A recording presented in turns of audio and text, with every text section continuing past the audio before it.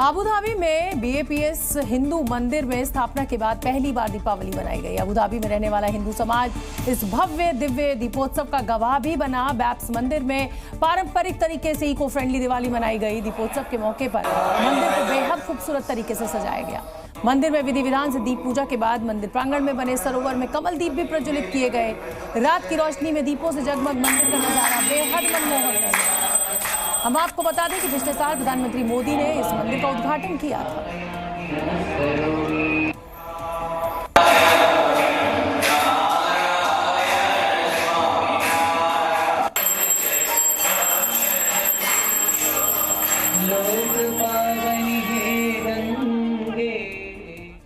उत्तर प्रदेश में 9 सीटों पर होने वाले उपचुनाव सभी दलों की नाक का सवाल बन गए हैं।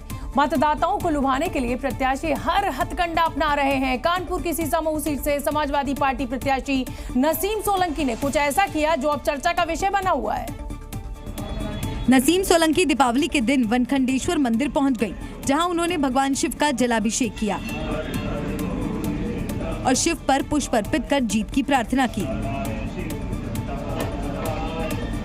इतना ही नहीं, मंदिर में शिवलिंग के पास दीप जलाकर पूजा अर्चना की।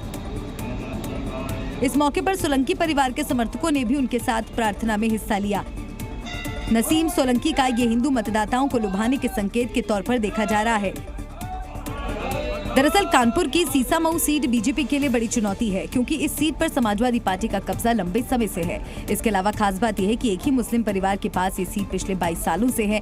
नसीम सोलंकी विधायक इरफान सोलंकी की पत्नी है, जो महाराजगंज जेल में बंद है। वहीं समाजवादी पार्टी की ओर से नसीम चुनावी मैदान पर हैं और चुनाव जीतने के लिए हर तरीके की जुगत पार्टी और प्रत्याशी लगा रहे हैं।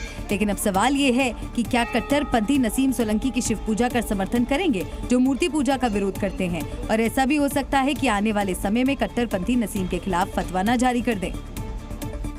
मध्य प्रदेश के छतरपुर स्थित बागेश्वर धाम में दीपावली धूमधाम से मनाई गई। धीरेन्द्र शास्त्री ने दीपावली के मौके पर सभी देशवासियों को शुभकामनाएं दी।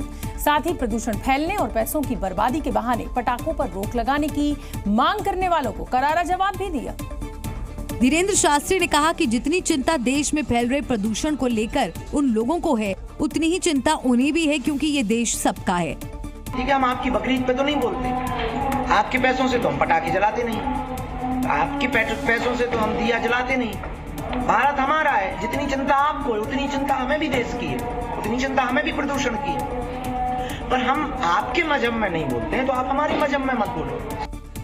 दीपावली के मौके पर बागेश्वर धाम को दुल्हन की तरह सजाया गया। रंग बिरंगी लाइटों की झालरों से पूरा धाम जगमगा रहा था। धाम के आंगन में दीप जलाए गए। इस अवसर पर वहां भक्तों की भारी भीड़ उमड़ी। धाम पर पूजा अर्चना करने के बाद धीरेन्द्र शास्त्री वहां आए, भक्तों के बीच पहुंचे और सभी के साथ मिलकर दीप जलाए, फिर आतिशबाजी की। उन्होंने इस मौके पर कहा कि जिस तरह से दिवाली से समूचा जगत जगमगा रहा है, उसी तरह सबके जीवन में उजाला बना रहे, सबका जीवन जगमगाता रहे। महाराष्ट्र विधानसभा चुनाव की तारीख जैसे जैसे नजदीक आती जा रही है, नेताओं के बीच जुबानी जंग भी अब तेज होती जा रही है। चुनाव प्रचार के दौरान शिवसेना उद्धव गुट के सांसद अरविंद सावंत ने ऐसा बयान दिया जिस पर अब सियासी बखेड़ा खड़ा हो गया है। और उन्होंने ये बयान शिवसेना शिंदे गुट की उम्मीदवार शाइना एनसी को लेकर दिया। अरविंद सावंत ने शाइना एनसी के शिंदे गुट से चुनाव लड़ने पर सवाल उठाया और कहा कि हमारे यहाँ चुनाव में इम्पोर्टेड माल नहीं चलता।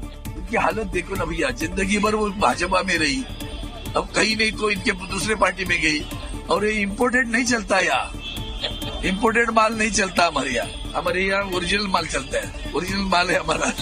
लेकिन अरविंद सावंत की ओर से माल शब्द के इस्तेमाल पर सियासी बखेड़ा खड़ा हो गया। शाइना एनसी ने उनके बयान पर पलटवार करते हुए उनकी मानसिकता और उनकी सोच पर सवाल उठाया। महाविनाश अगाड़ी के अरविंद सावंत मुझ जैसे प्रोफेशनल महिला को क्या बोलते हैं? इम्पोर्टेड माल। ये जो आइटम और ऑब्जेक्टिफिकेशन है महिलाओं का, मुझे लगता है ये ना सिर्फ उनकी मानसिकता स्पष्ट होती है, सोच विचार। इतना ही नहीं, शाइना एनसी ने सोशल मीडिया पर भी एक पोस्ट शेयर किया और लिखा कि महिला हूं, माल नहीं। महाराष्ट्र में विधानसभा चुनाव प्रचार के बीच राज्य की पुलिस महानिदेशक रश्मि शुक्ला विपक्ष के निशाने पर आ गई हैं। शिवसेना और कांग्रेस समेत दूसरे दलों ने डीजीपी रश्मि शुक्ला पर गंभीर आरोप लगा दिए हैं और उन्हें हटाने की मांग भी उठाई है।